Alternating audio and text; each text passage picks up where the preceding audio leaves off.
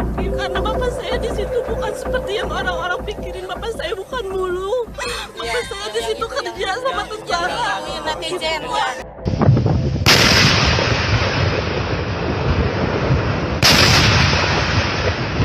Anak Rustiawan, salah satu korban tewas dalam ledakan amunisi di Garut, menangis di depan Gubernur Jawa Barat, Deddy Mulyadi, karena keberatan ayahnya disebut pemulung. Rustiawan adalah salah satu dari 4 warga sipil yang menjadi korban ledakan amunisi saat pemusnahan di Desa Sagara, Kecamatan Cibalong, Kabupaten Garut pada Senin 12 Mei 2025 pagi. Kehadiran warga sipil di lokasi pemusnahan amunisi kadaluarsa itu menjadi tanda tanya berbagai pihak karena muncul narasi bahwa warga sipil yang menjadi korban adalah para pemulung logam bekas ledakan. Anak perempuan Rustiawan tidak kuasa menahan tangisnya saat bertemu Deddy Mulyadi karena tidak terima narasi tersebut menjadi kesan tidak baik bagi sang ayah. Dia mengatakan selama ini ayahnya telah bekerja bersama tentara ke berbagai tempat. Ia juga tidak terima atas munculnya narasi di media sosial yang menyebut ayahnya menyelonong masuk tanpa izin ke kawasan pemusnahan amunisi. Deddy Mulyadi berjanji menanggung biaya hidup dan pendidikan anak-anak korban yang meninggal dalam ledakan amunisi tersebut.